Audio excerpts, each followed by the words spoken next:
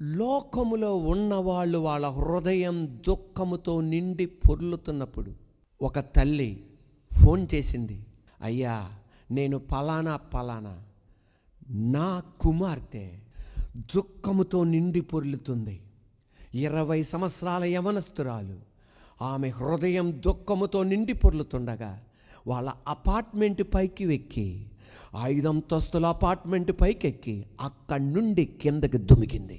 అటు సావలా అటు బతకల కోమాల ఉంది. బతుకుతే ఆమె పడే బాధ ఎలా ఉంటుందో చూడండి. ఈ రోజున దుఃఖముతో నిండి పొర్లుతున్న నీ హృదయాన్ని తన రక్తముతో కడిగి అదే హృదయములో నా దేవుడు నీళ్లను ద్రాక్షారసంగా మార్చిన దేవుడు నీ దుఃఖాన్ని నా దేవుడు సంతోషంగా మార్చును గాక. నీ నిందకు ప్రతిగా రెట్టింపు ఘనతను దయచేయును గాక. నీ అపజయానికి ప్రతిగా విజయం దయచేయును గాక.